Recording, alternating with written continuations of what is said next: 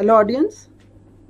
Today we are going to talk about potential for developing initiating use of substance use in context of COVID-19 pandemic. And there are special care issues of patients having substance use disorder during lockdown, isolation and quarantine, which are the situations occurring now. In isolation and quarantine, mental hygiene becomes a very important activity for all of us. Because if we don't take care of mental hygiene, we can definitely have some mental health issues. So first of all, continue the usual activities. Whatever you do every day, those things should be done. And in addition, we need to have some fitness activities to remain active. The objective of this session is to acquaint nurses about prevention strategies for initiation of use of substance during lockdown or in isolation and quarantine, to prepare nurses to assist persons having substance use disorders during COVID-19 outbreak. Substances such as psychoactive substances, alcohol, opioid, tobacco, stimulants, etc.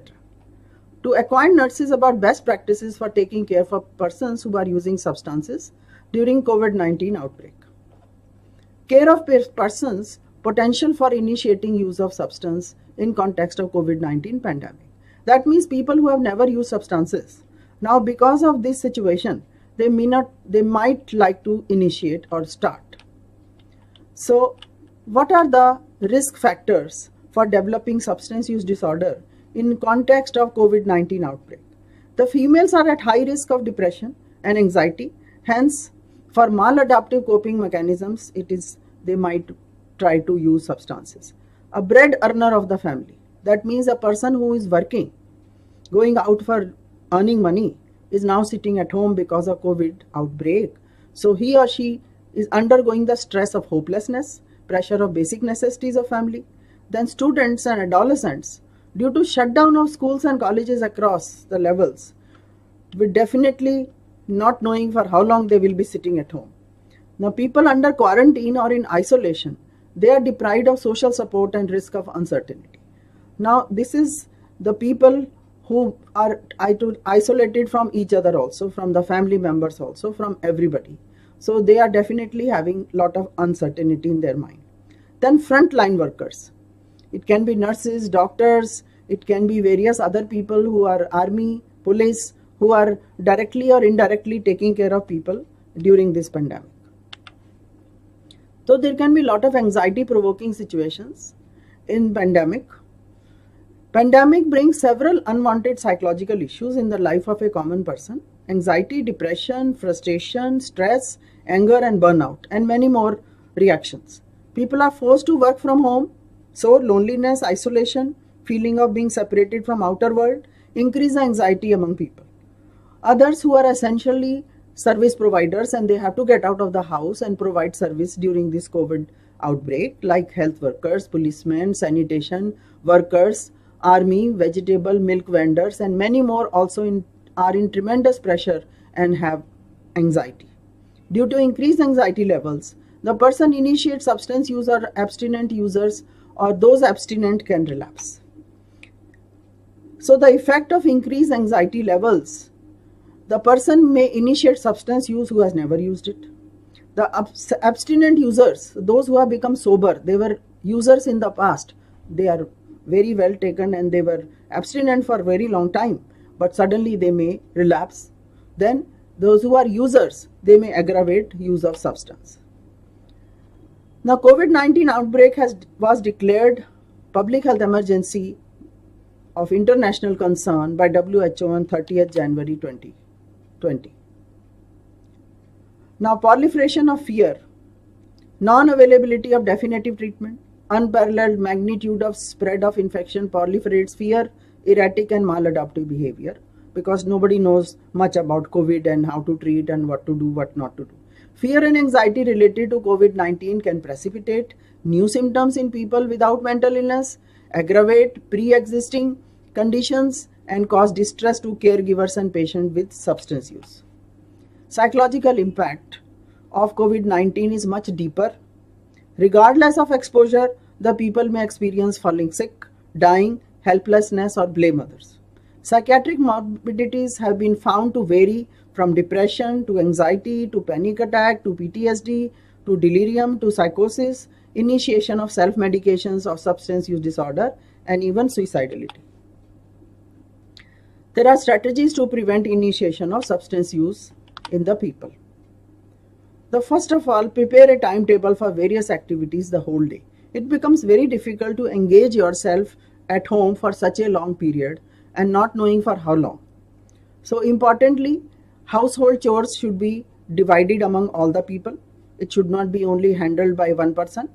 Household chores should be divided among all the people in the family so that everybody remain engaged. Then personal growth activity. There are so many things you have thought you will be doing, you didn't do because you are busy schedule. Now you can plan those things because there is enough time for you to do introspection, to do personal growth activities, for self-development, for personality development. You can take some online activities. Then studies can be done for preparation for further exams, for entrance exams. You can prepare for many other kind of different studies. Then office related activities also you need to put a slot. Then exercise. So one day program can be planned that where you have household chores, you have personal growth activity, you have studies, and you have office related activities, and you have exercises. Plus recreation. Then social media.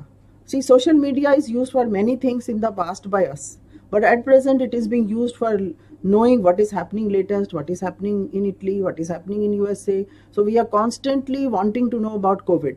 So that is really giving us a lot of anxiety. So it is better to stay off media and only look at media for limited time. Now, get involved in pleasurable activities is a very important thing because there are a lot of things we have not done but we thought we will do. So while the threat is real, mental health becomes main priority. The threat of COVID is real. So getting involved in a lot of activities such as music, drawing, painting, cooking, eating balanced meal, do yoga, meditation, make restful sleep a priority. Then avoid using self-medication. We must give advice to people not to do self-medication under any cost and not to use alcohol under any cost, and don't mix the two. Connect with loved one. You might not have talked to some of your family members for a very long time. You might have talked to your friends for a very long time. So you can use smartphone, internet, or any other service provided by technology and use this time to talk to friends, to catch up with family members, to catch up with grandparents, and to catch up with people who are staying far away from your home. Then factors aggravating drug-taking behavior or substance use disorder. Traumatic or sudden loss of loved one from the outbreak. It can be possible that some of your family member might have developed COVID disease and you might have lost them because of this. So they can be traumatic experience like that. Then quarantine person may experience loneliness, shame, guilt, or stigma. Then financial losses and risk of unemployment intensify the negative emotions. Then lack of social support and communication, maladaptive coping, and lack of awareness and training are further reasons for developing substance use disorder. Now, lockdown, quarantine, and alcohol use factors aggravating alcohol use. With the threat of COVID-19, a person with problematic drinking behavior may face anxiety, loneliness. This can be brought on by need for social distancing and being instructed to remain at home. Alcohol decrease immunity of person's symptoms and increase the susceptibility to certain infections. Drastically restricted access to alcohol lead to symptoms of alcohol withdrawal. There is clear relationship between anxiety and alcohol use disorder. Prolonged drinking and alcohol withdrawal are associated with an increased incidence of anxiety. People with anxiety who self-medicate along with alcohol developed an alcohol use disorder later in life. Social distancing strategies by staying home, keeping 6 feet away from others in public and at home is necessary. Now, challenges of someone is struggling with alcohol use or have an alcohol dependent disorder, he may already be feeling alone. Social withdrawal increases loneliness and depression, which themselves may be factors associated with substance use. Isolation from friends and family due to social distancing may have unintended adverse effect, and it may take away the ability to socialize with support system. For many struggling with alcoholism, creating and maintaining healthy social connections fuel their motivation to either stay sober or continue working towards sobriety. It is no surprise then that in a time like this, they may be feeling even more vulnerable and potentially triggered to pick up alcoholic beverages. Factors that may initiate or aggravate substance use disorder among healthcare providers. The first responders, that means police, army, NCC cadets, paramedics, healthcare workers, doctors, nurses, drivers, and there are so many people providing food, milk vendors, food vendors, vegetable vendors. All of them have fear of transmission of virus to their loved one.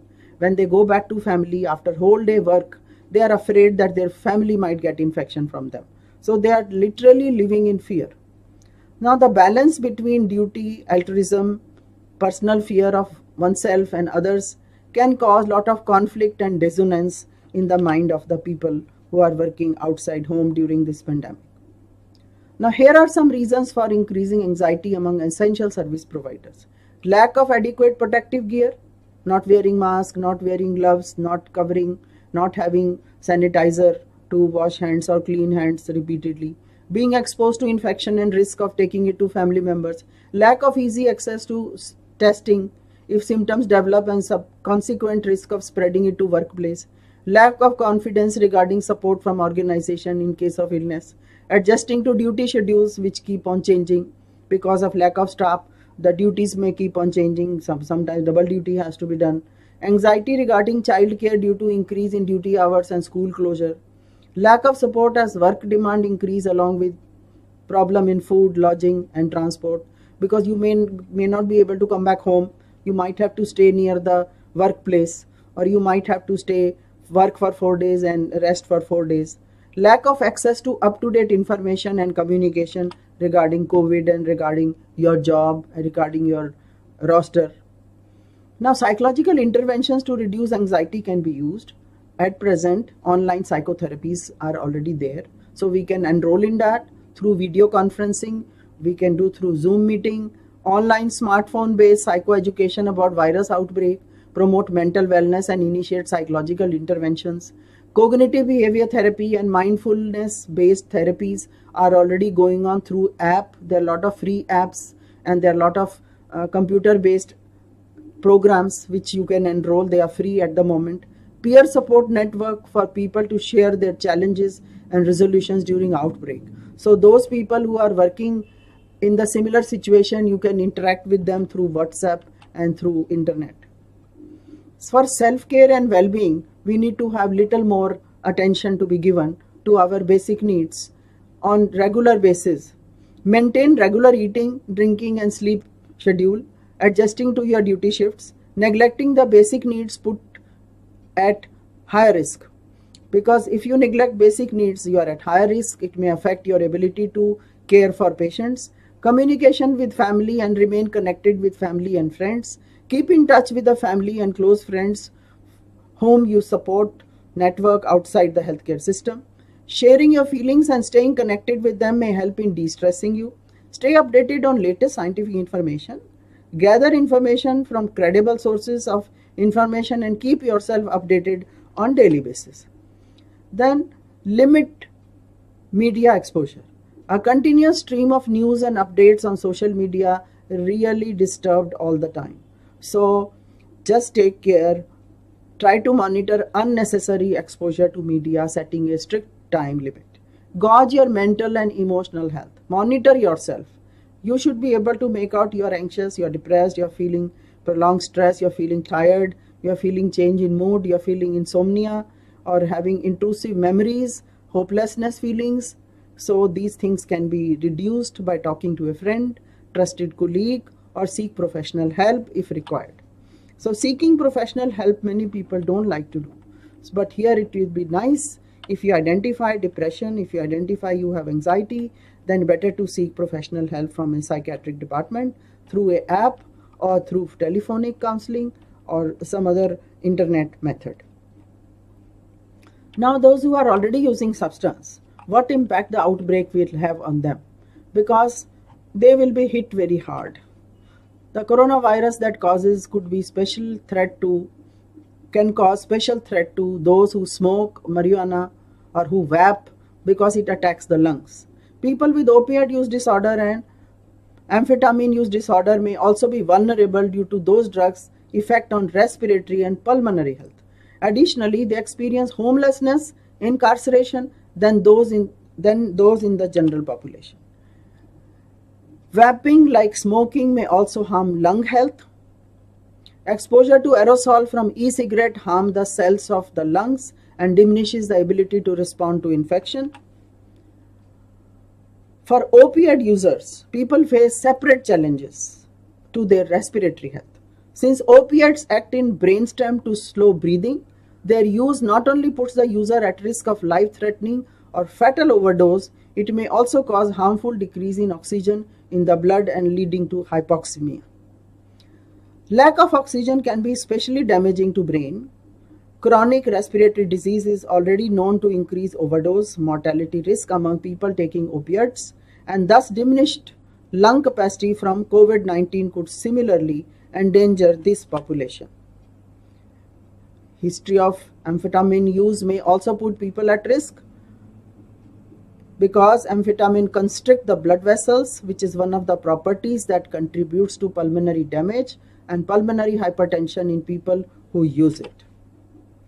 COVID-19 is a new virus whose symptoms may range from mild to severe, with the potential for more serious illness in people over 65 plus, as well as those with pre-existing medical condition, and they have weakened immune system because of prolonged intake of alcohol. Over the years, studies have shown a clear association between excessive alcohol consumption and weak immune system, specifically when it comes to person's susceptibility to pneumonia. Alcohol users may be among particularly vulnerable. Acute binge drinking also compromises the immune system. The alcohol abuse can also lead to various issues with cardiopulmonary system, heart and lung. In times like this, our bodies need to function at their highest level in order to fight off symptoms of this virus and decrease the potential harm of COVID-19. If person has physical dependence on alcohol, the person may face serious or life-threatening symptoms of alcohol withdrawal. Other risks of people with substance use disorder may include decreased access to healthcare, housing insecurity, and greater likelihood for incarceration. Limited access to healthcare places people with addiction at greater risk for many illnesses. Homelessness, incarceration can expose people to environments where they are in close contact with others who might also be at higher risk of infection. The prospect of self-quarantine and other public health measures may also disrupt access to syringe exchange program, medications and other support needed by people with injecting drug users and opioid users. Poor public health among homeless substance users may exacerbate risk of spreading disease. Non-hygienic disposal of bodily waste, which have been shown to harbor virus, discarded syringes, smoking butts, other paraphernalia can also give infection to others. Smokers and vaporers tend to forcefully expel smoke or vapor, which could spread virus more efficiently than normal exhalation. Now, issues of people with substance use disorder. Most importantly, withdrawal symptoms. Nicotine withdrawal symptoms usually peak after 1 to 3 days and then decrease over a period of 3 to 4 weeks. After this time, the body has expelled most of the nicotine and the withdrawal effects are mainly psychological after 4 weeks. When nicotine reaches the brain, it activates areas concerned with feelings of pleasure and reward and boosts levels of chemical called dopamine. When people use nicotine for an extended period, it leads to changes in balance of chemical messengers in their brain. When a person stops using nicotine suddenly, they disrupt this chemical balance and experience physical and psychological side effects such as craving and low mood. Withdrawal symptoms set in between 4 and 24 hours after a person smokes their last cigarette. The symptoms peak around day 3 of quitting and then gradually subside over the following 3 to 4. Symptoms of nicotine withdrawal. Psychological symptoms of nicotine withdrawal include a strong desire or craving for nicotine, irritability or frustration, low mood, difficulty concentrating, anxiety, mood swings. Now, people will also experience physical symptoms after nicotine withdrawal. Those could be headache, sweating, restlessness, tremors, difficulty sleeping, waking at night, increased appetite, abdominal cramps, digestive issues, including constipation, difficulty in concentrating. Now, the tips for coping with nicotine withdrawal. Mentally prepare for reality of withdrawal symptoms, because when we are locked out, there will be less possibility of getting tobacco into your home. So you have to first mentally prepare, because that will help you to make adjustment. Making a list of benefits of quitting will also help, and read them again and again. Why should you quit tobacco? Then exercising more regularly during withdrawal, especially as a distraction from craving, because that will really help you to overcome the withdrawal. Adding social pressure by telling people about their decision to quit. Tell everybody that now, because of this lockdown, I am forced to leave tobacco. In future also I will not take. So those type of things will tell others that you want to leave, and they will also pressurize you, and they will help you to leave tobacco. Avoiding triggers such as drinking alcohol with tobacco or visiting specific areas unnecessarily where you were meeting people. So try to avoid going out to your friends with whom you were drinking or taking smoking together. Being realistic about how long quitting can take, because quitting can take very long time. After this lockdown period also, you will have to go for treatment for quitting forever. Taking up new hobbies and keeping busy is another plan you should make. Spending more time with friends on phone who do not use nicotine will be very good. Withdrawal symptoms varies with half-life of a particular opioid. In case of opioid withdrawal symptoms, it may be different than nicotine. Within 6 to 12 hours after the last dose of morphine, hydromorphine, oxycodone, 72 to 96 hours following methadone. They subside within 2 to 6 weeks. Withdrawals include yawning, sweating, nausea, diarrhea, cramping, abdominal pain, coughing, lacrimation, mydriasis, rhinorrhea, twitching of muscles, pillow erection, restlessness, diffuse body pain, insomnia, and mild elevation of body temperature. Cannabis withdrawal symptoms may not be very severe one, but they are very unpleasant. Diminished appetite, mood changes, irritability, sleep difficulties, headache, loss of focus, cold sweat, chills, stomach problems. Sedative withdrawal symptoms are in 3 stages.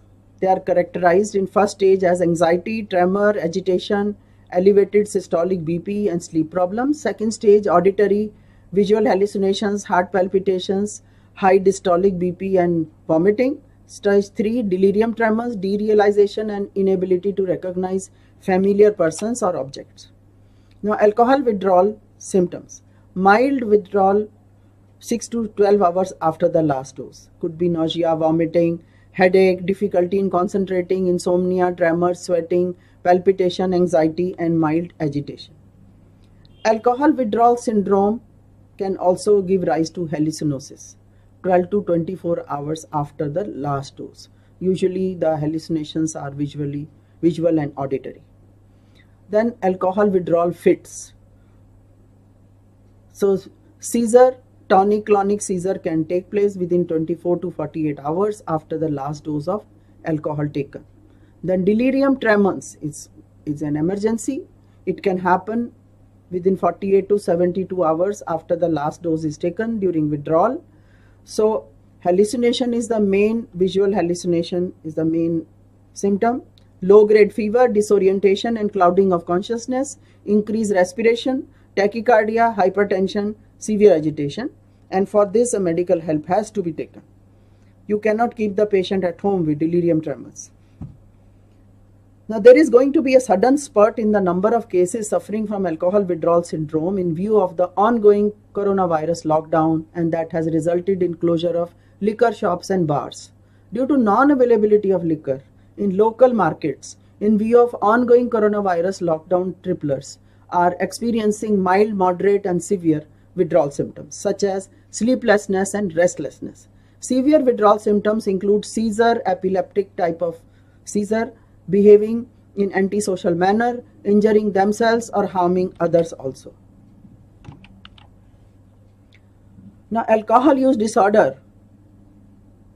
Upon trying to reduce daily drinking amount or upon stopping drinking completely, a person with dependence is likely to experience mild, moderate alcohol withdrawal.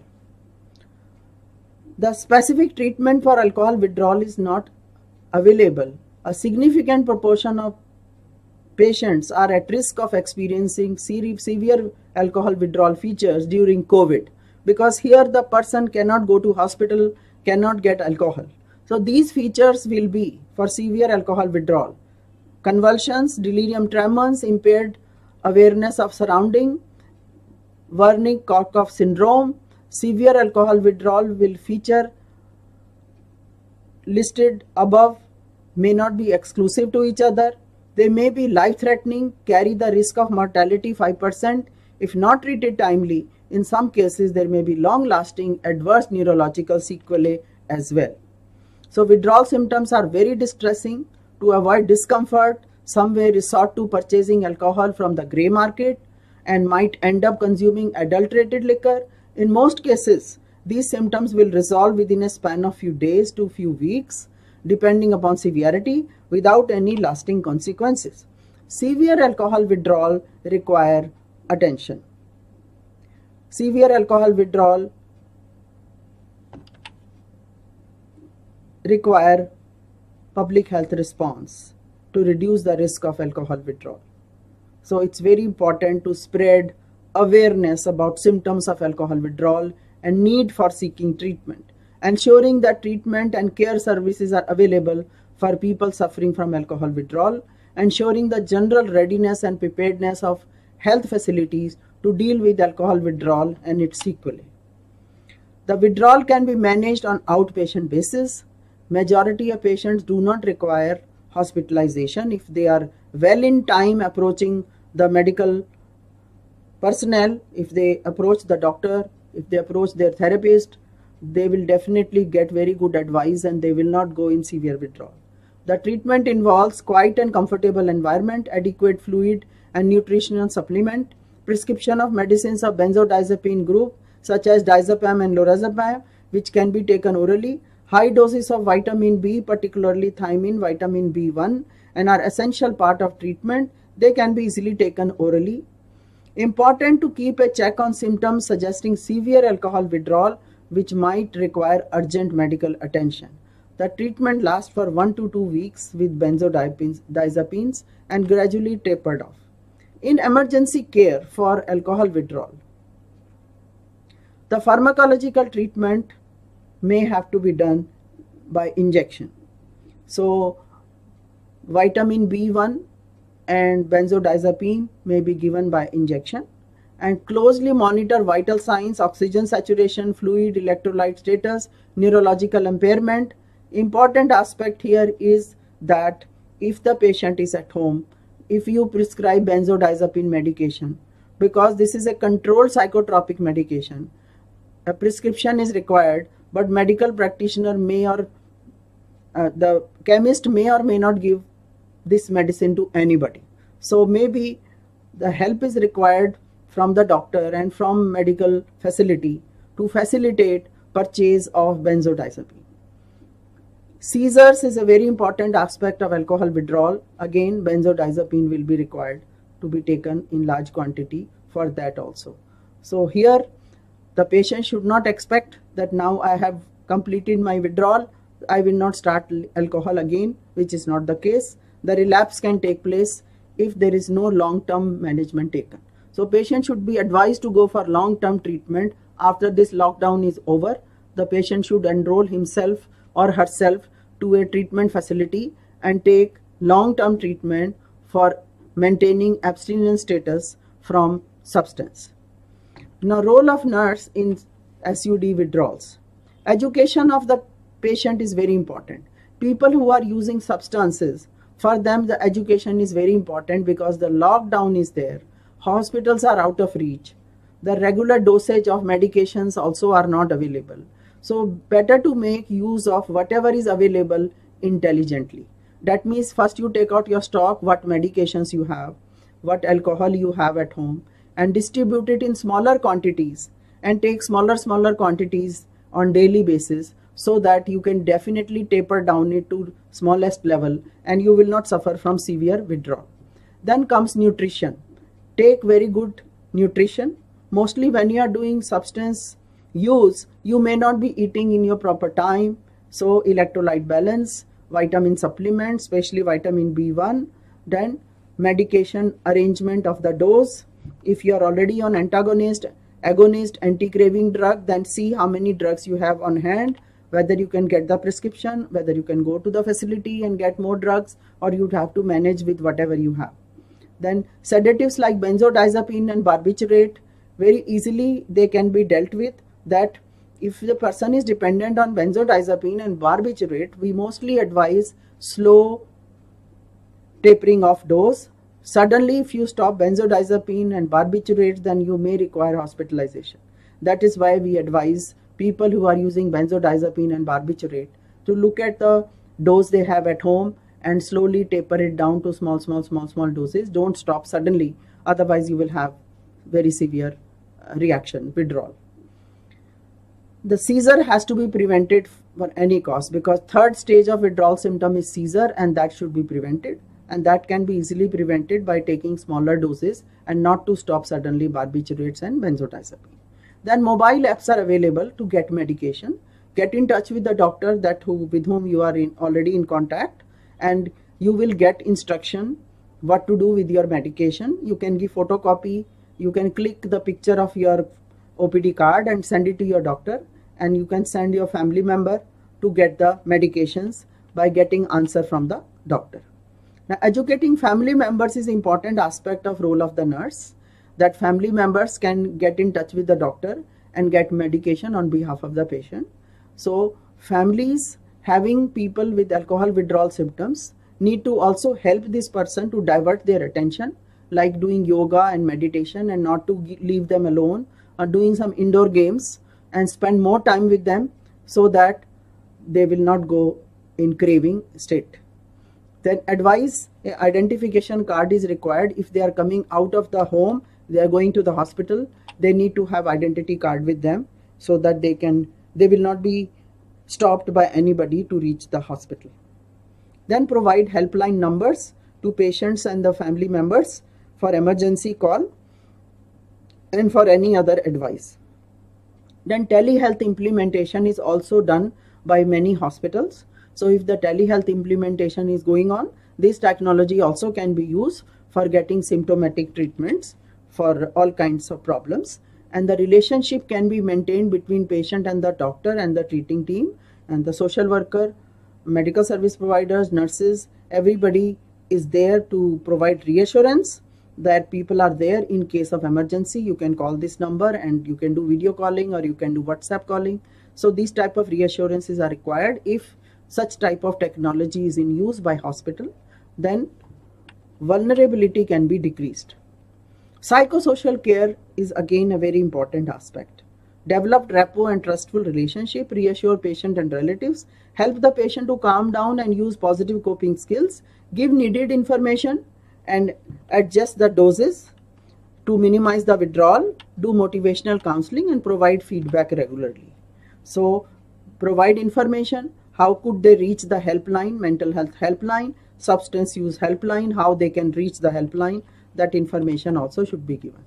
Now mind-body interventions are also very good at this point, that if you get into habit of using some yoga, meditation, focused breathing, progressive muscle relaxation, then guided imagery and creative visualization, and these are some of the methods which can be used for improving your mental strength.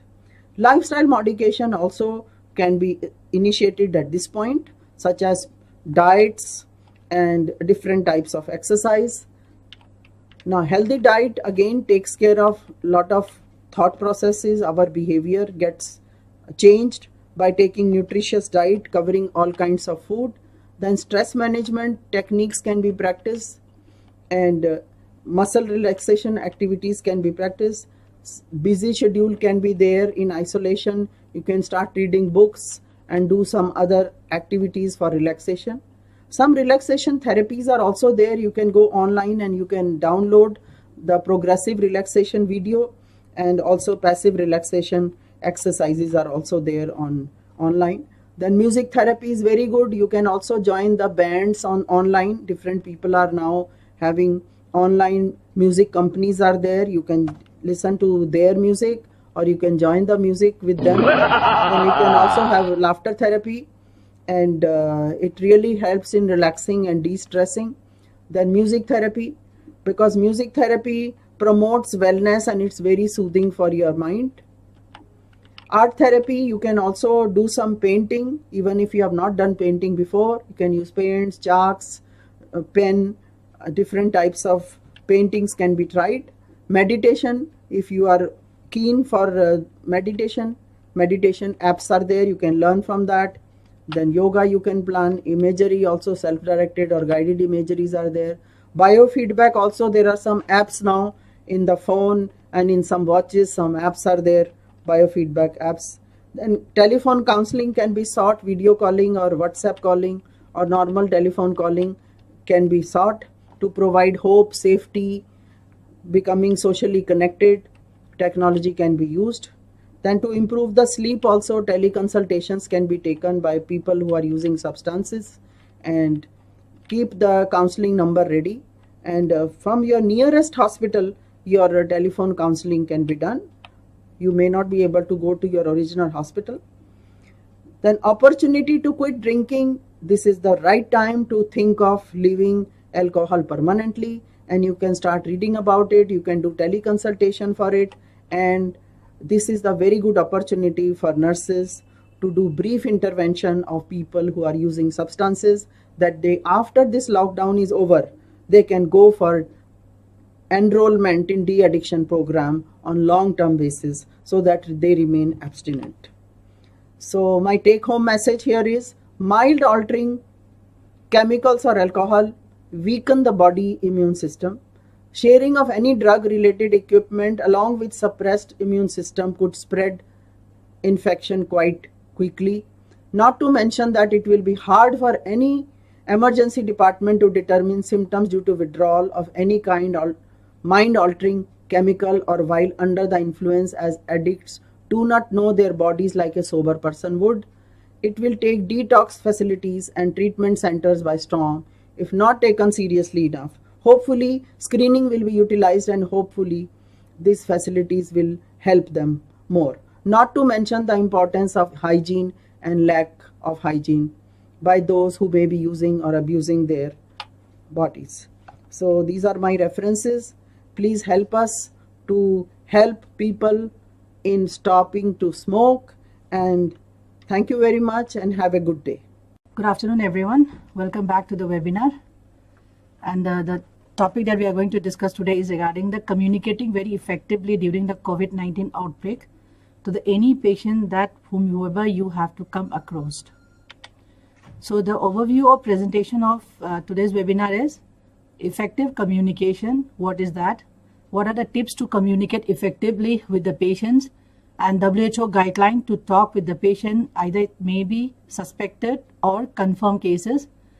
Do's and don'ts in the effective communication during the COVID-19 outbreak, and the communicating effectively with the suspected patients of the COVID-19, patient in the isolation ward, screening areas, before discharging, COVID-19 positive children. These all scenarios will be shown in a conversation method. So now to begin with, we all know that COVID-19 pandemic has created a sense of panic and chaos that many people might have never experienced before. So during this pandemic, healthcare workers, our main job is to help the people to manage their emotion so that they can still function, and they are not supposed to, or they should not feel that they are hopeless or helpless. So the communication skill will enable a person to communicate very properly during this pandemic time. So while communicating, we have to deliver the more positive ways than the negative way, means that what are the positive things that is happening around us and what are the positive things that is been done to curtail about this COVID-19 or the corona. It has to be talked to the people. And when we are talking with the patient, we all know that being a nurse, we all are exhausted to taking care of the patient in a different setting, but still when we are talking with our patient, we have to keep our facial expression in a very smiling face and a pleasant. And the stress the importance of working together to solve the difficulties. We all know that this is a very difficult time that we all have to come across. So here, even though we are following a very good guideline, WHO guideline, CDC guideline, and Ministry of Health and Family Welfare guideline, if the patients are not cooperative with us, then if they are not taking this infectious disease seriously, then we will not be able to prevent the spread of this infectious disease. So during this outbreak, we should make them understand we all need to work together to solve the difficulty during this pandemic time. So there are some best practices while communicating during the pandemic. Like we need to ensure that information is up to date and available. Whatever the information that we are going to give to the patients and we are going to talk with the patient, it should be available with you, and it should be very new and up to date information has to be given to them. And there are some facts to be given, and the information should be based on only the facts, not on the fiction. So the sources or the information should be from either it can be from the WHO website or the CDC website or Ministry of Health and Government of India. That information should be only given to this patients, because during this time patients are relying on us to get the correct information from us. Then we have to use a different channel of communication or the messages to be sent to the people or the patient. Why? Because all the patient, we cannot assume that they all have the mobile phones, Android phones. Some of the patient may not be having that. So while making the information for giving the messages to the people or the patient, different channel and a multiple channel of communication should be prepared. And we need to help the people to get through this pandemic by educating them and keeping them informed about that what has been done, what is going to happen, and what is the present status. And we need to make them feel that we are care for you in this time of this distress, and we are there for you to listen to you and to help you out.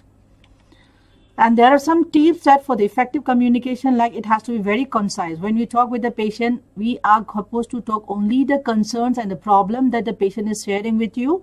We are not going to talk the unnecessary and unrelevant things to the patient. And second thing, we need to listen very carefully to the problems and the concern of the patient. Already the patients are very anxious and they are in a stressful situation and they are already anxiety. So instead of listening, if we are just hearing their problem, it will not going to sort it out their problem. So we need to listen to them to understand that what is their condition. And we need to remember the power of the images. Means, for example, if we are giving only the talk and educating them or giving the health education regarding the COVID-19 only with this teaching part, better to use some images which has been developed by WHO or CDC or the Ministry of Health and Family Welfare Government of India. Many images have been developed, and these images can be used while we are educating to this patient so that they can understand the situation in the better way. We have to be very nice when we are talking to them. We have to be very natural. It's not like you need to overact that you are the health workers or you know everything. And we have to be very simple. Finally, we are going to ask the feedback from the patient that whatever the information I wanted to give it to them, whether they have received in that manner or not, what they have understood it. So what is the feedback from them? We need to ask them. So there are some key concepts of the risk communication during the pandemic. First thing is trust. How do we maintain the trust from our patient and the public? If you share the information, the valid information and the facts in a very honestly and open-mindedly and very openness, then only this is the only two way that can develop the trust from the patient or the family members and the public. We are not supposed to over reassure the people or the patient, like which we cannot do. Simple, we can say to the public that what they can do, like simple method of hand washing, covering the mouth and the nose while sneezing or the coughing, maintaining the social isolation, self-quarantine and distancing. this thing we can ask them to do it. And we are not supposed to minimize the people concerned. People are very fearful now. This is a healthy reaction that has been shown from their side. So we are not supposed to minimize, or we are not supposed to just feel neglected about their concern. We need to attend their concern. And we are not going to suggest that people should not be worried. Of course, they are supposed to worry, because this is a time that every one of us should be worried about this. So we are supposed to acknowledge the uncertainty. Here the uncertainty means we don't know anything, and anything we don't know about the COVID-19. So what will happen tomorrow? How many new cases will be coming up tomorrow? How many mortality rate will be increased by tomorrow? So that we cannot say anything. So the uncertainty things which the patient is expressing and understanding, it should be acknowledged. So we need to concern, and we need to tell them, okay, I understand what is your concern right now. We are supposed to express the empathy. It is not we are supposed to empathizing them. We have to put ourselves to their place, and we need to understand the situation. Sometimes while giving the health education or giving the information, sometimes we made the mistake. Better to correct it instead of hiding and keep on going on.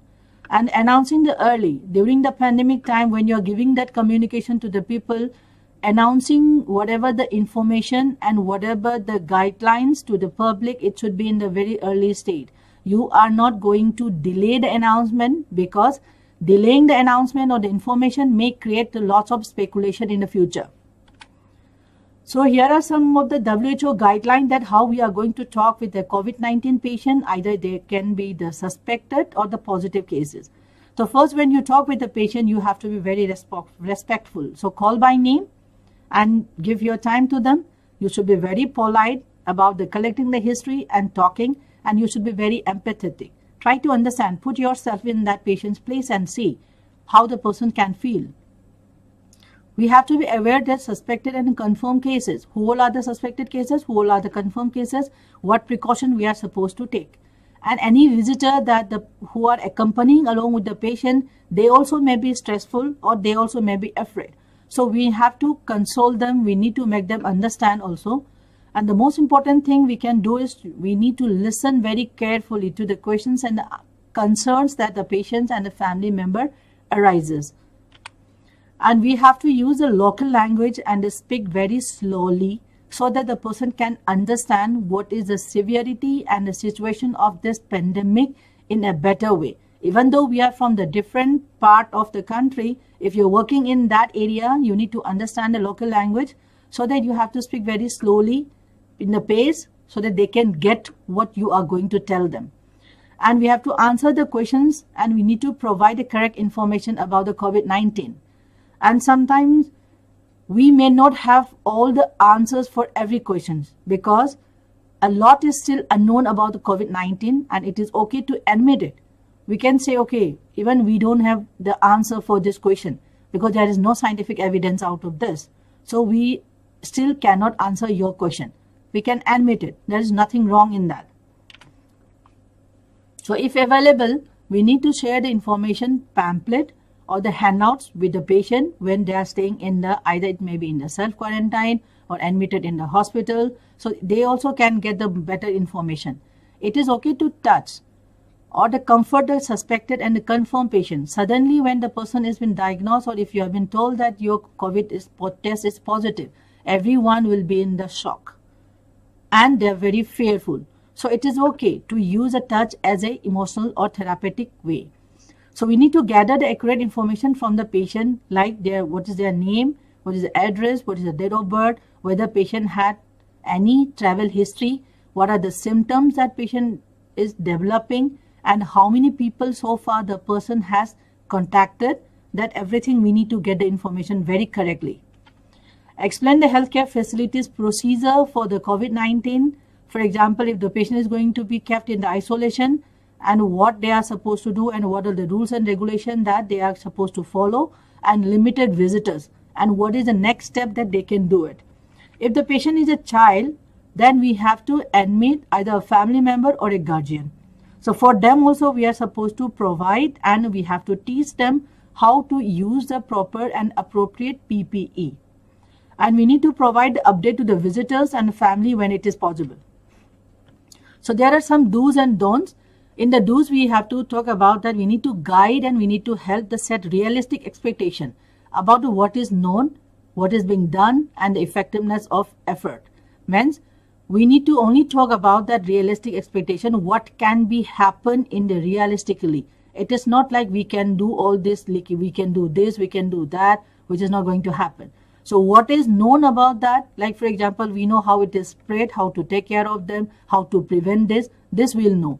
And for that, social isolation, lockdown, home quarantine, so many measures have been taken out. So whether these measures are effective to curtail this or to contain this COVID-19, that we need to tell them. And we have to use a clear communication. We are not supposed to use a technical term. If it is using, then we have to convert them in the plain language. So we need to explain what you are going to do to improve, especially if the numbers are frightening. Suddenly, when the number of the morbidity and mortality due to the COVID is increasing, we are supposed to tell them that to improve the situation, how we are going to do that. We have to ask whether we have made the information very clear, like if we wanted to give the information to the patient, whether the patient has got the information very clearly as what I wanted to give it to them. We have to use some examples to set a very common understanding. We need to focus on the fact that you have the information. It is not like somebody has told you some information and you are trying to give it to the information to the patient. No, whatever the facts and information that you have, please focus on that. We need to promise only what we can deliver, set, and we need to follow the strict deadlines. We have to give the best estimation on the basis of the evidence from the science. So we are not supposed to over-promise or foster the unrealistic expectation, particularly about certainty of the situation or a resolution. For example, if we say that COVID, okay, it will be all right after the 2 weeks or 3 weeks, that we don't know exactly. So we are not going to talk about that, and we are not going to give the promises that this will be happening. And we are not supposed to repeat or refer if somebody has given you the negative allegation. We are not going to supposed to assume that we, being a health professional, know everything and understood everything about the patient. And we are not supposed to assume the audience or the patient also understand the complexity of the situation. Some of our patients are wandering around. They are not coming. They are not maintaining the distance. Why? They may not be able to understand what is the complexity of the situation. So we cannot assume that all the public and all the patient have understand about the complexity of the situation and speculate on a hypothetical situation. So during the outbreak responses, how we can give the effective message to that? First, we are going to start with the empathy. Then we have to acknowledge the concern and how we have to express the understand that we at least we can understand what is your situation right now and how you are going through this. We need to explain what is currently known and unknown. And we have to explain about the public health actions are being taken and why. Why these measures have been taken and what was the effectiveness of these measures and why it had been taken it off. That we can explain to the people. So here we are coming up with some of the scenario that how a nurse can talk with a patient who are in the different scenario. In the first one that we'll be showing in this audio, conversation between a patient and a nurse. So the first scenario is Rajni को खांसी है, बुखार है, गले में दर्द है और सांस लेने में कोई भी परेशानी नहीं है. उसने ना ही कोई विदेश यात्रा की है, ना ही किसी विदेश से आए व्यक्ति से संपर्क में आई है. But Rajni wants to take the test of this COVID-19. Now let's see from this audio how a nurse can talk to her and communicate and give the health education about this. Hello hello. हाँ जी, मेरा नाम रजनी है. Okay. मैं अपने corona की जांच कराने आई हूँ. अच्छा रजनी जी, आप सही जगह पे आई है. टेस्ट करने से पहले आपको एक छोटा सा स्क्रीनिंग फॉर्म भरना होगा. अच्छा. उसके बाद हम देखेंगे आपको टेस्ट की आवश्यकता है या नहीं है. अच्छा जी, लेकिन मुझे तो टेस्ट कराना ही कराना है. मुझे तो बस आप जल्दी से मेरा टेस्ट कर दीजिए. अच्छा, आप पहले ये फॉर्म तो भरिए, उसके बाद हम देखते हैं. अच्छा ठीक है, लाइए फॉर्म. हाँ ये लीजिए. ठीक है. ठीक है, मैं भरती हूँ इस फॉर्म को. खांसी तो है मुझे. हाँ, बुखार तो नहीं है, गले में दर्द भी नहीं है. विदेश यात्रा, हाँ ये भी तो होगा. नहीं ये भी नहीं. किसी बाहर से आए व्यक्ति से नजदीकी मुलाकात नहीं, ऐसा भी किसी से नहीं मिली मैं। ये लीजिए मैडम, मैंने भर दिया, अब मेरा टेस्ट कर दीजिए। मुझे बहुत डर लग रहा है, हर जगह कोरोना ही कोरोना होता जा रहा है, मुझे तो लग रहा है कहीं मुझे ना हो जाए। अच्छा रजनी जी, आप यहाँ बैठ जाइए, मैं आपको समझाती हूँ आपको आगे क्या करना है। अच्छा जी, आप इधर बैठ जाइए। जी। देखिए रजनी जी, जैसे कि आपने फॉर्म में लिखा है कि आपको खांसी है पिछले 3-4 दिनों से, और आपको इसके अलावा और कोई भी लक्षण नहीं है, ना ही आप विदेश यात्रा से आई है या है कि किसी से संपर्क में आई है। नहीं आई। ऐसे में मैं आपको बताना चाहूंगी कि आपको अभी घबराने का कोई जरूरत नहीं है। आपको मामूली खांसी है, आप सुबह शाम गुनगुनाए पानी से गरारे करें और भाप लें। अभी इस समय आपको टेस्ट की जरूरत नहीं है। अच्छा जी, तो फिर मैं कब आऊँ टेस्ट कराने के लिए? देख लीजिए, अगर हो सकता है तो कर दीजिए ना, रिस्क क्यों लेना है? हाँ जी रजनी जी, मैं आपकी चिंता समझ सकती हूँ, लेकिन जैसे कि मैंने आपको बताया कि आपको कोरोना के प्रमुख लक्षण नहीं दिख रहा है अभी, ना है आपको किसी तरीके का कोई लक्षण हुआ है, तो आपको अभी घबराने की आवश्यकता नहीं है। हाँ, अगर लेकिन आप अपना ख्याल जरूर रखें और जैसे मैंने समझाया है वैसे जरूर गरारे और भाप लें। आपको जब तक बहुत जरूरी ना लगे तब तक अस्पताल ना आइएगा। अच्छा जी, ठीक है मैडम, तो फिर मैं घर चली जाती हूँ। हाँ जी रजनी जी, आप अपना और आपके परिवार का ख्याल रखिएगा। जी मैडम जी, धन्यवाद मैडम, थैंक यू। धन्यवाद। Okay. From this conversation, we come to know that how a nurse can talk very effectively regarding that screening of a patient. Even though the patient wants to do the screening test, if it is not required, the nurse may have to understand the patient that it is not required. If it is not necessary, don't come to the hospital. So this is how we are going to talk to a patient who have come to our screening area. So next we will see that another scenario. Meena, she has fever, cough, and she has a little bit difficulty in breathing. Her son has come back from London 4 days back. Now she has come up for the testing this corona. Now we'll see this, how the nurse can talk with this patient in this situation.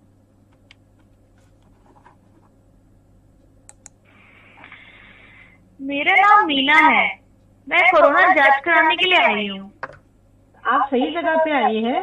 Test करने से पहले आपको एक छोटा सा screening form भरना होगा, उसके बाद हम देखेंगे आपको टेस्ट की आवश्यकता है या नहीं है। अरे नहीं, मुझे तो टेस्ट कराना ही है, आप मेरा टेस्ट कर दीजिए बस। आप पहले ये फॉर्म तो भर लीजिए, ये लीजिए फॉर्म। ठीक है, ये लीजिए। इसमें लिखा है खांसी, हाँ खांसी तो है मुझे, बुखार, हाँ बुखार भी है, गले में दर्द भी है, सांस लेने में खिंचाव, हाँ खिंचाव तो हो ही रहा है। विदेश यात्रा नहीं, ये तो मैंने नहीं की। किसी बाहर वाले व्यक्ति से नहीं, कोई नजदीकी नहीं। हाँ लेकिन मेरा बेटा तो आया है, 4 दिन पहले लंदन से ही आया है। ये लीजिए मैम, मैंने फॉर्म भर दिया, अब मेरा टेस्ट कर दीजिए। मुझे तो बहुत ही डर लग रहा है, कहीं कोरोना हो गया हो मेरे को। जी आप यहाँ बैठ जाइए, मैं आपको समझाती हूँ कि आपको आगे क्या करना है। देखिए मीना जी, जैसे कि आपने फॉर्म में लिखा हुआ है कि आपको भी खांसी पिछले 3-4 दिनों से है और आपको बुखार भी है, गले में दर्द है, सांस लेने में थोड़ा सा दिक्कत भी है। इसके अलावा आपने लिखा है कि आपका बेटा अभी फिलहाल लंदन से लौटा है। तो मैं ये पूछना चाहूंगी कि आप अपने बेटे से कितने नजदीक तक आए हैं? जी बेटा तो मेरे साथ ही रहता है और खाना पीना सब कुछ इतने दिनों बाद आया है मेरा बेटा, और घर में कमरा भी हमारा एक ही है। अच्छा मीना जी, तो आप सही समय पर हॉस्पिटल आए हुए हैं, आपकी कोरोना की जांच करनी पड़ेगी। कहीं मुझे कोरोना तो नहीं हो गया है? मीना जी, मैं आपकी चिंता समझ सकती हूँ। जैसे कि मैंने आपको बताया है कि आपको कोरोना के प्रमुख लक्षण दिख रहे हैं। कोरोना है या नहीं है तो टेस्ट के बाद ही पता पाएगा।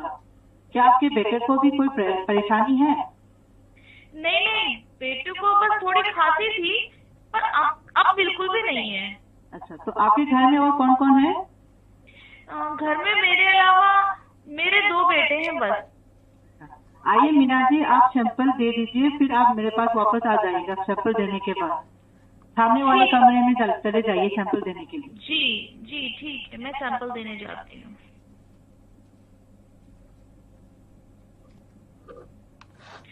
मैं आ गई सैंपल देकर। सिस्टर जी बताइए क्या करना है अब? अच्छा मीना जी, आप अभी घर जा सकते हैं, लेकिन आपको कुछ बातों का बहुत ख्याल रखना होगा।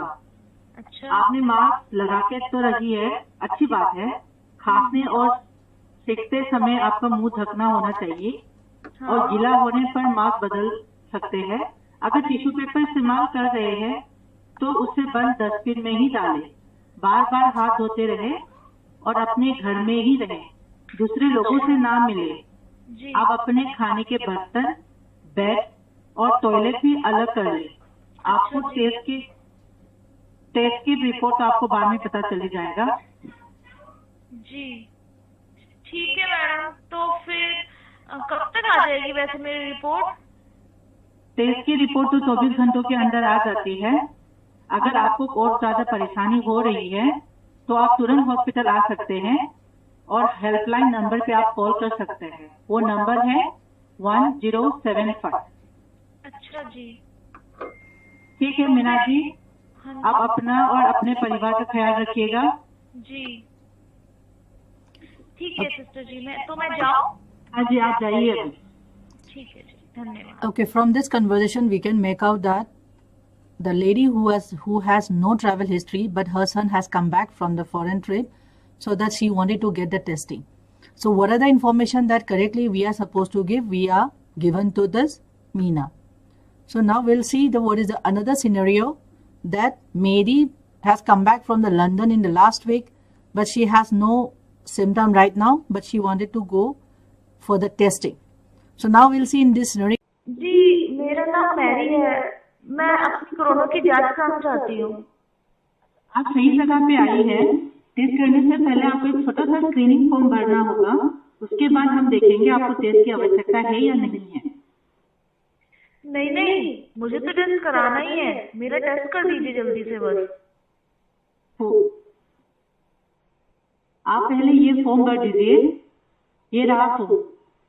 अच्छा जी ठीक है। इसमें लिखा है खांसी, हाँ वो तो है मुझे। बुखार तो नहीं है, गले में दर्द नहीं। विदेश यात्रा, हाँ विदेश यात्रा तो है। किसी बाहर से आए व्यक्ति से नजदीकी मुलाकात नहीं। ये लीजिए, ये मैंने फॉर्म भर दिया है, अब मेरा टेस्ट कर दीजिए बस। मुझे तो बहुत ही डर लग रहा है, कहीं कोरोना ना हो गया मेरे को। अच्छा मेरी जी, आप यहाँ पे जाइए, मैं आपको समझाती हूँ कि आपको आगे क्या करना है। अच्छा बैठिए। देखिए मेरी जी, जैसे कि आपने फॉर्म में लिखा है कि आपको खांसी है पिछले 3-4 दिनों से, और आपको इसके अलावा और कोई भी लक्षण नहीं है, पर आप पिछले हफ्ते विदेश यात्रा से आई हैं। ऐसे में मैं आपको बताना चाहूंगी कि आपको टेस्ट की जरूरत है। अच्छा, लेकिन कहीं आपको लग रहा है कि मुझे कोरोना तो नहीं हो गया है? मेरी जी, मैं आपकी चिंता समझ सकती हूँ। जैसे कि मैंने आपको बताया कि आप विदेश यात्रा करके लौटे हैं, इसलिए कोरोना की जांच करनी जरूरी है। जी। आपके घर में और कौन कौन है? घर में मेरे अलावा मेरे 2 बेटे हैं बस। आइए मेरी जी, मैं आपके सैंपल के लिए आप इस नेक्स्ट वाले रूम पे चले जाइए, सैंपल देके आइए। अच्छा जी ठीक है, मैं देके आती हूँ। सिस्टर जी मैंने अपना सैंपल दे दिया है, अब क्या करना है? अच्छा मेरी जी, आप अभी घर जा सकते हैं, लेकिन आपको कुछ बातों का बहुत ख्याल रखना होगा। आपने मास्क लगा रखे हैं, ये अच्छी बात है। खांसते और छींकते समय आपका मुंह ढकना होना चाहिए, और मास्क गीला होने पर मास्क बदल सकते हैं। अगर टिश्यू पेपर इस्तेमाल किया है तो उसे बंद डस्टबिन में ही डालें। बार बार हाथ धोते रहे और अपने घर में ही रहें। आप और आपके घर वाले दूसरे लोगों से ना मिले। आप अपने खाने के बर्तन, बेड और टॉयलेट भी अलग कर लें। आपके टेस्ट की रिपोर्ट तो आ ही जाएगा।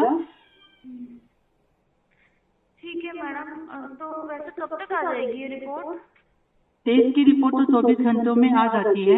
अगर आपको ज्यादा परेशानी लगती है तो आप तुरंत हॉस्पिटल आ सकते हैं या हेल्पलाइन नंबर पर कॉल कर सकते हैं। वो नंबर है 1075। इस नंबर पे आप कॉल कर सकते हैं। अच्छा जी, तो फिर अभी मैं जाऊँ? हाँ जी मेरी जी, आप अपना और अपने परिवार का ख्याल रखिएगा। जी धन्यवाद सिस्टर जी। Scenario, we can see that some of the patients are staying in the isolation for the 14 days and for the long time, and sometimes they feel that they're very irritated, and sometimes they feel why I should wear the mask for the 24 hours or all the time. So now in this situation, let's see that a nurse who will be talking to a patient who is in the isolation, what is the importance of wearing the mask for all the time. Let's hear from this conversation. Ritu ji, ये आपका room है। मैं sister आशा हूँ। मैं आपको आपके room के बारे में और यहाँ रहने के बारे में कुछ जरूरी बातें बताना चाहती हूँ। कैसी जरूरी बातें सिस्टर? रीतू जी, सबसे जरूरी बात है कि आपको मास्क जो हम देंगे हमेशा ही पहनना है। ये कभी भी आपके चेहरे से नीचे नहीं होना चाहिए। आपकी नाक और मुंह को आपको हमेशा ढक कर रखना होगा। मास्क तो मैं लगा के ही रखती हूँ, पर जब अकेले ही रूम में होती हूँ तो हटा सकती हूँ ना सिस्टर? रीतू जी, मैं यही आपको समझा रही हूँ। मास्क हमेशा पहनना है, चाहे आप अकेले ही क्यों ना हो। ये तो बहुत ही मुश्किल का काम है। आप ही बताओ भला, अकेले में मास्क लगाने का क्या फायदा? जब मेरे पास कोई हो तब तो उसको कोविड होने का डर है मुझसे, मगर जब कोई है ही नहीं आसपास तो मास्क किसके लिए लगाना? रीतू जी, मैं आपको बताना चाहती हूँ कि कोविड-19 के विषाणु आपके खांसने, छींकने और थूकने से पर्यावरण में फैलता है। ये विषाणु हवा में, फर्श में, बिस्तर में और आपके आसपास की जगह से कई घंटों से कई दिनों तक रह सकता है। अगर कोई और व्यक्ति आपके आसपास की इन चीजों को हाथ लगाता है तो इस तरह से विषाणु उस आदमी को भी मिल जाता है। इसलिए आपको अकेले में भी मास्क को ही लगा के रखना होगा, ताकि जो लोग आपके रूम में आते जाते हैं जैसे डॉक्टर, नर्स, सफाई कर्मचारी, उन्हें ये विषाणु ना मिले। अच्छा ऐसा है, तो मैं पूरे समय मास्क लगा के रखूंगी। ऋतु जी, मैं समझ सकती हूँ कि आप इस समय बहुत मानसिक परेशानी से जूझ रही हैं, लेकिन मैं आपको ये बताना भी चाहती हूँ कि इस समस्या का बस यही समाधान है। हम जितना दूसरों से दूर रहेंगे उतना ही कोरोना से भी दूर रह पाएंगे। हम मिलकर ही इस बीमारी को हटा सकते हैं। Okay, from this conversation, we clearly can understand that why the nurse is making the patient to understand what is the importance of wearing the mask all the time and how it can be prevented the spread of this coronavirus from one to another. So this is how we have to give the very clear information to the patient. And another scenario is like one patient who is going to discharge from the quarantine place, and before he got discharged, how a nurse can give a health education to him. What is he supposed to do after going back home? Now let's listen from this audio. यार, अस्पताल में आए हुए आज पूरे 3 दिन हो गए हैं। मैं तो बहुत बोर हो गया हूँ। बोर तो मैं भी हो गया हूँ, लेकिन क्या करे, घर जाना भी तो मना है। घर वाले भी बहुत डरे Quarantine हैं। patient wants to वैसे तो हमें go कोई from दिक्कत है hospital. नहीं, पर यहाँ अस्पताल में रहकर ही कोई बीमारी ना पकड़ ले हमें। हाँ यार, लक्षण जैसे टीवी पर बताते रहते हैं, ऐसा तो कुछ भी नहीं है। हमें फालतू में पकड़ रखा है। सारी दुनिया घर पर मजे कर रहे हैं और हम यहाँ जेल में। चल यार, भाग चलते हैं यहाँ से। ये आप दोनों कैसे बातें कर रहे हैं? यहाँ से बाहर जाना आपके लिए नहीं बल्कि दूसरों के लिए भी बहुत खतरनाक हो सकते हैं। कैसा खतरा? हम तो बिल्कुल ठीक है, कुछ भी तो नहीं है हमें। आपकी कोरोना रिपोर्ट पॉजिटिव आई है ना, पर आपके अंदर कोई लक्षण नहीं दिख रहे हैं। इसका मतलब ये बिल्कुल भी नहीं है कि आपको कोरोना नहीं है। आपके शरीर की इम्यूनिटी अच्छी है, इसलिए आपको अभी ज्यादा परेशानी नहीं दिख रही। पर ऐसा हमेशा नहीं हो सकता। कोरोना विषाणु अगर ताकतवर होगा तो आपको काफी तकलीफों का सामना करना पड़ सकता है। वो सब तो ठीक है, पर हम तो और उससे मिलजुल भी तो नहीं सकते। ये कैसे चलेगा? न जाने कितने दिन आप लोग हमें यहाँ कैद रखेंगे।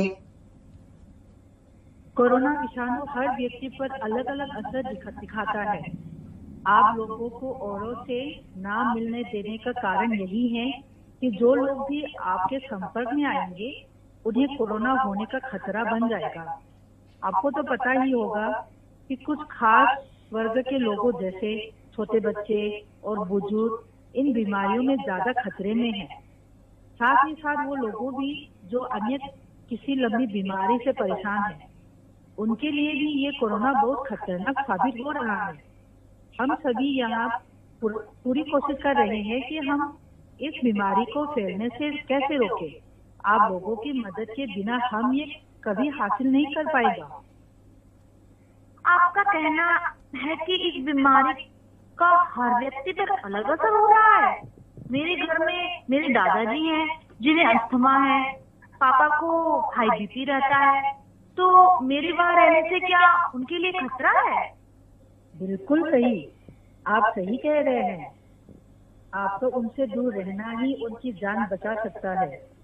बाद में दुखी होने की वजह हम आज ही सही कदम उठाना होगा।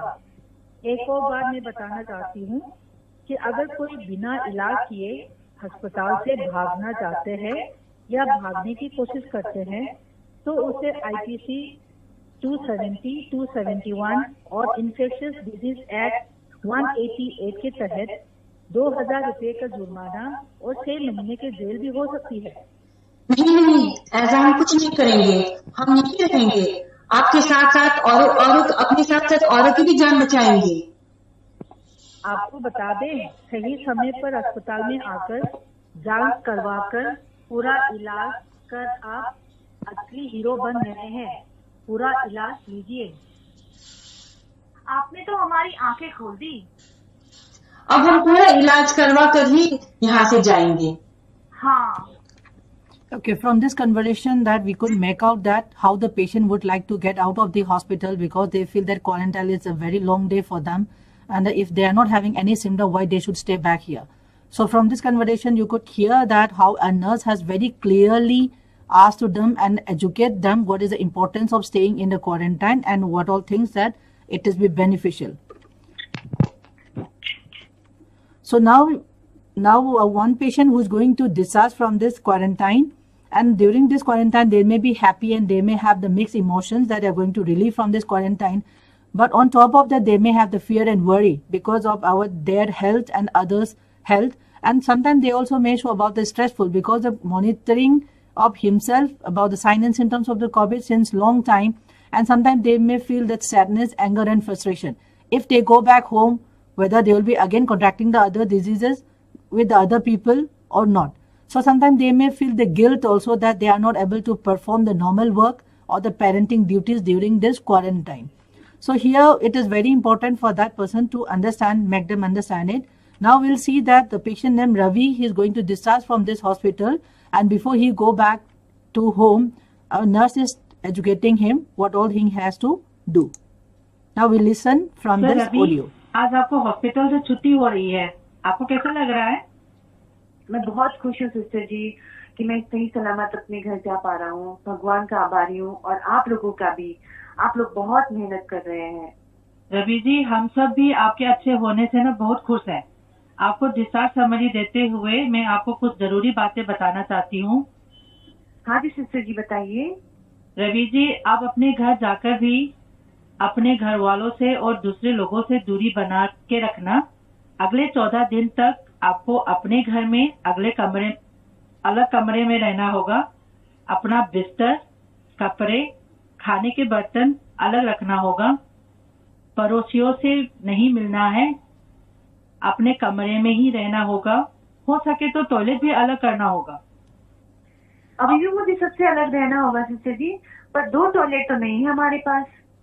ऐसा है तो आप जब भी टॉयलेट इस्तेमाल कर लेते हो तो आप ब्लीच का 1% से सफाई करना ना भूलिएगा।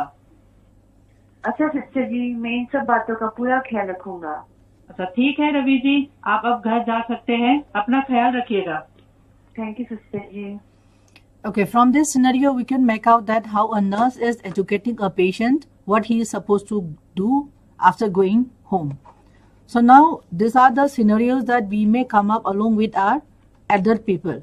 But we are not only facing the problem with the adult.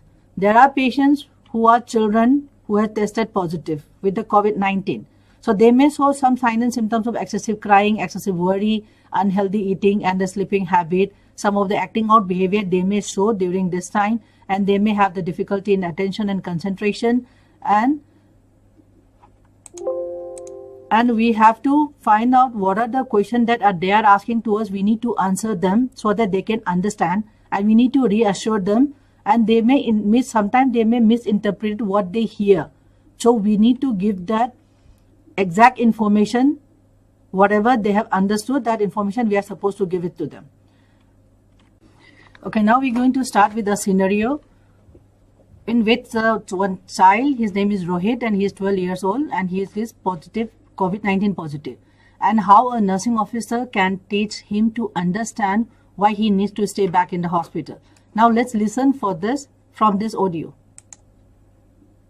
Hello Rohit, मेरा नाम सिस्टर पूजा है। सिस्टर, मुझे यहाँ बहुत डर लग रहा है, मुझे घर जाना है, मेरी मम्मी पापा को बुला दीजिए प्लीज। रोहित बेटा, आप कौन सी क्लास में हो? मैं भी 7th में हूँ, प्लीज आप मेरे पेरेंट्स को बुला दीजिए। अच्छा रोहित, आप 7th क्लास में हो, आपको पता है कि आप यहाँ क्यों हैं? हाँ सिस्टर, मेरे को कोरोना टेस्ट हुआ था और पॉजिटिव आया है। मुझे यहाँ बहुत लग रहा है, मुझे घर जाना है। अच्छा रोहित, आपको तो पता है ना आपका टेस्ट पॉजिटिव आया है, आपको अभी कुछ दिनों के लिए यही हॉस्पिटल में रहना होगा। मैं यहाँ आपका पूरा ख्याल रखूंगी। अगर आपको कुछ भी परेशानी है तो आप मुझे बता सकते हैं। मुझे यहाँ बहुत डर लग रहा है सिस्टर, क्या मैं मर जाऊंगा? रोहित, ये वायरस बच्चों को ज्यादा परेशान नहीं कर पाता क्योंकि आपकी बॉडी में स्ट्रॉन्ग होते हैं। तो मुझे यहाँ क्यों रखा है? मुझे घर जाना है। रोहित बेटा, चलो मैं आपको इन वायरस के बारे में कुछ और बात बताती हूँ। मुझे सब पता है सिस्टर, ये वायरस खांसने, छींकने और थूकने से फैलता है। मैं सब जानता हूँ, पर मैं बिल्कुल ठीक हूँ। और आप भी तो कह रही हो ना, बच्चों को वायरस ज्यादा तंग नहीं करता सिस्टर। हाँ रोहित, आप बिल्कुल सही समझे हैं, बच्चों को ये ज्यादा परेशान नहीं कर पाता। लेकिन रोहित, ये वायरस दूसरों को, कुछ लोगों के लिए भी बहुत जानलेवा भी है। आप बताओ आपके घर में और कौन कौन है, फिर मैं आपको आगे की बात बताऊंगी। मेरे घर में मेरी मम्मी है, पापा है, मेरी छोटी सी बहन है, वो अभी 4 महीने की है। मुझे उसकी बहुत याद आ रही है। मैं उसके साथ खेलना चाहता हूँ। दादा और दादी जी भी हमारे साथ रहते हैं। मेरे दादू के ही साथ सोता हूँ। अच्छा रोहित, आपको कोरोना वायरस के बारे में कुछ और भी बातें जानी होगी। और क्या जानना है सिस्टर? रोहित, ये कोरोना वायरस कुछ खास उम्र के लोगों के लिए बहुत खतरनाक साबित हो रही है, जैसे कि 6 महीने के छोटे बच्चे और 7 साल के ऊपर के बुजुर्ग लोगों के लिए ये बहुत घातक है। आपको तो पता है ना, आपकी छोटी बहन और दादा दादी से बहुत प्यार करते हैं ना आप तो नहीं चाहेंगे कि ना आपकी वजह से उन्हों की तबीयत खराब हो। नहीं, मैं उन्हें बहुत प्यार करता हूँ सिस्टर, उन्हें कुछ नहीं होगा ना? हाँ रोहित, आप बहुत समझदार बच्चे हैं और आप मेरी सारी बात समझ भी रहे हैं। अगर आप उनसे दूर रहेंगे तो आपके से कोई खतरा नहीं होगा। तो मुझे सिस्टर कब तक यहाँ रहना होगा? बस आपको कुछ दिनों के लिए रहना पड़ेगा, और जैसे ही आपके 2 कोरोना टेस्ट नेगेटिव आ जाएंगे, आपको यहाँ से छुट्टी हो जाएगी। पता नहीं मुझे कब तक आप लोग यहाँ पे रखोगे। मैं कभी भी अकेली नहीं रहा हूँ, मुझे उन्हें देखना है। बेटा, मैं समझ सकती हूँ आपको मम्मी पापा की, अपने सारे घर वालों की बहुत याद आएगी, पर आप उनसे बात तो हमेशा कर सकते हो ना? तो बात कर सकता हूँ सच में सिस्टर? हाँ, आपके पास जो टैबलेट है, इस पे आप कभी भी अपने घर वालों से वीडियो चैट या बात कर सकते हैं। अच्छा, मुझे अभी भी बात करनी है अपनी मम्मी से? हाँ जरूर, ऐसा करो, आप बात कर लो, मैं आपसे फिर बात करूंगी। ओके, ठीक है sister, thank you. Okay, from this scenario and through this conversation, we can make out that how a nursing officer is trying to console the child, even though he acts like he knows everything, but he is trying to console that or staff nurse is trying to console the child that he has to stay back in the isolation ward so that the disease cannot be spread to the other people. Hello. So now just to conclude that COVID pandemic is very stressful and traumatic as it required isolation for a very long time, and they create the panic due to the uncertainty and can take an emotional toll for many of us. So there is no standard playbook on communicating with the public during the pandemic. So the communicators, we will be very enlisting the public's help in reducing the illness and the death. So we hope that from this webinar, we have come up with some of the scenarios that how the nursing officer or being a nurse, we need to talk with the people in the different setting and how clearly and effectively we can communicate with them and giving the information to them that what to be done and what not to be done. So take home message is communicating effectively with the COVID patients will reduce the stress, anxiety of the patient. Only the communication will bring the trust and good relationship with the patient. Many of the problems are solved if we communicate very effectively. So together we can defeat coronavirus. Thank you so much for joining with us. Thank you all. These are my